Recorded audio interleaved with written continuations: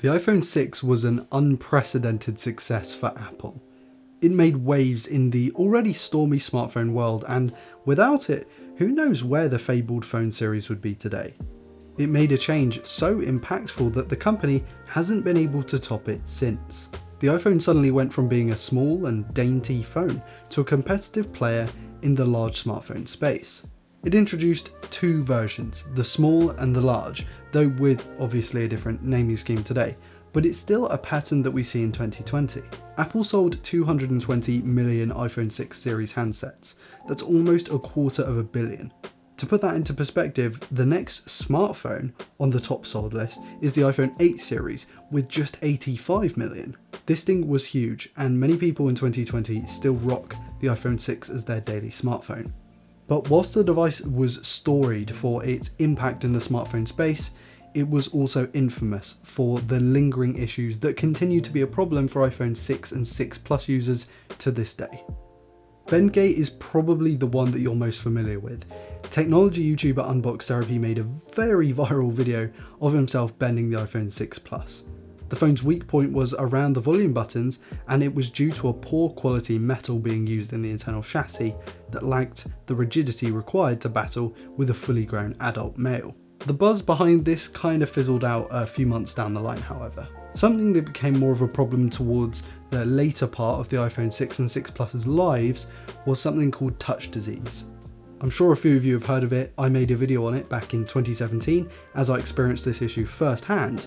It was an issue on the logic boards where the phone would behave erratically and register phantom touches. This wasn't really something that the user could fix yourself because you had to get the logic board replaced, not something as simple as replacing the digitizer, which I believe a lot of people kind of mix that one up on.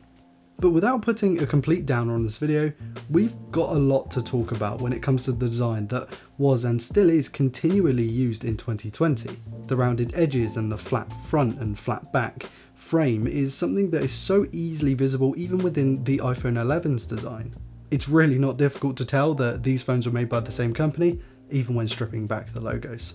And this is even more evident in the recently released iPhone SE 2020, which is essentially an iPhone 8 on the outside.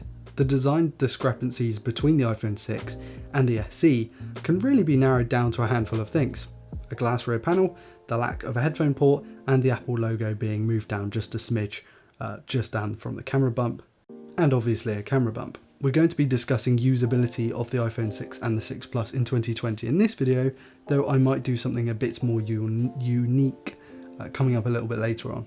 So, from a hardware standpoint, other than the touch disease issue, the phone is pretty usable in 2020. It's a bit slow and gaming won't be all that fun. The software stops being supported a year or so ago now, so you're stuck with this variation of iOS 12. The camera is okay, I suppose, but honestly, I wouldn't bother using one of these as your main smartphone in 2020. And that last part really comes down to the aforementioned issues that plagued the iPhone 6. It's too much of a gamble to really be worth the hassle. Up until recently, I said that if you wanted to get an iPhone, you should start with the 6S. But I really do think that the SE 2020 may be the way to go. Now, yes, I know it's more expensive, but you get infinitely newer hardware and you're going to get way more support going down the line, which for me is the important bit. Sure, you'll end up losing out on the headphone port and the metal back, which is something I actually prefer over glass, but in return you do get a lot more functionality. So, my mother, who's been using an iPhone 6 for a couple of years now, is going to be getting the iPhone SE that I used in my review, just because she's complaining about the camera, complaining about the battery, complaining about other things, touch disease she's had on there a few times, and yeah, she's going to use the iPhone 8 instead. iPhone 8, wow, I mixed up iPhone 8 and iPhone SE, brilliant. That wasn't even scripted, by the way. It's 3:12 in the morning. Going back to the iPhone 6, if you ask Apple fans about it, they'll tell you it's one of the most important and the best phones ever that was made by Apple, or indeed any other manufacturer. And if you talk to Android fans about it, they'll tell you that it's the most unreliable and useless piece of crap that was ever conceived. I kind of sit on the fence. I think it's brilliantly awful, and maybe I'll title the video that. Anyway, I will be doing a separate review on properly using the iPhone 6 or 6 Plus in 2020. This was just my little breakdown of its past and kind of what it's like now and what other phone you should buy in case you want an iPhone. Thank you all so much for watching this quick video. I've been Ryan Thomas, and yeah, I want to thank my patrons so much for continually supporting me. Really do appreciate it. If you're interested in my stuff, please do hit subscribe to never miss a video like this one. Otherwise, click into the comments and let me know your thoughts on the iPhone 6 and 6 Plus, or maybe even the SE 2020, because that was kind of relevant to this video. If you like this video, like it. If you didn't like it, dislike it, and also tell me in the comments what was wrong with it, and I'll try and fix it for next time. I've been Ryan Thomas, and I'll see you later.